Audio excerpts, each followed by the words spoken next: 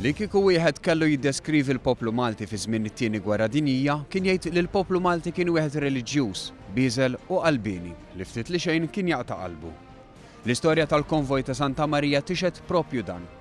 Ma' Simon Cussons, storiku tal-Gwerra, tkellimna dwar is-sinifikat ta' din il-ġrajja. Il-konvojs l-iskop tagħhom pers li Malta kienet gżira, ir-rifornimenti tagħha kellhom jaslu fuq wiċċ il-baħar. Dak iż-żmien ma kinux jeżistu freighters itiru bħal mannallu.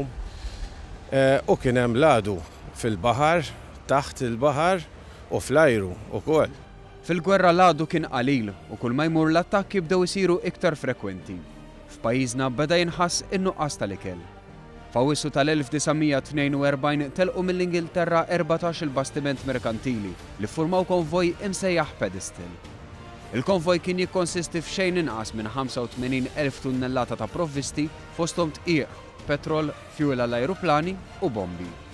L-importanza tiegħu għax seħħ fi żmien kritiku ħafna għal Malta. Il-ħażna tal-ikel kienet waslet fl-inqas livelli, in-nies kienu qed isofru dbatijiet kbar, ma kien hawn xejn, ma kienx hemm elettriku, ma kienx hemm il-maġiri, kien hemm karozzi wifqin, militar kważi wieqaf għal kollox.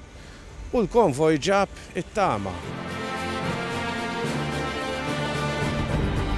Operation Pedestal intlaqat mill-Maltin b'ċabċib, għajjat ta' ferħ u tixjir ta' mkatar. L-Ohio ma kienx imxandar li kien ħajjidħol, kien sigriet. U l-gvernatur kien informa l-arċisqof b'mod sigriet li xtaq talb speċjali għax kien hemm xi ħaġa li ser tiġri biex Malta tiġi salvata. U l-arċisqof kien ordna novena li hija talba ta' 9 tiem li tmiem l-aħħar ġurnata tagħha kienet propju fil-festa ta' Santa Marija. Issa il-konvoj beda dieħel fit-13 ta' Awwissu ta' 1942 daħlu 3 bastimenti. Fl-14 daħal wieħed waħdu.